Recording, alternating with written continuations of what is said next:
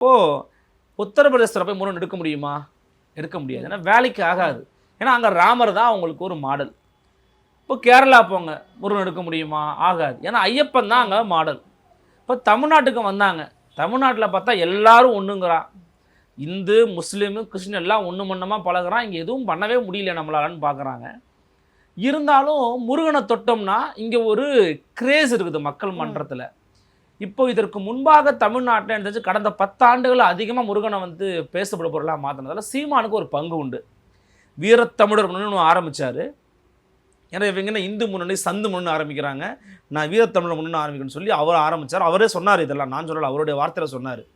அப்போ தமிழ் கடவுள் முருகன், முப்பாட்டன் முருகன் அப்படின்னு ஒரு முழக்கத்தை முன் வச்சு முருகன் தமிழ் கடவுள், அது இந்து, இஸ்லாம், கிறிஸ்தவன் இன்றைக்கி நீங்கள் மதமாக பிரிஞ்சிருக்கிறீங்க, அவர் தமிழ் இறை, தமிழ் இனத்தின் முன்னத்தியர் அப்படின்னு சொல்லி ஒரு விஷயத்தை உருவாக்கினார்.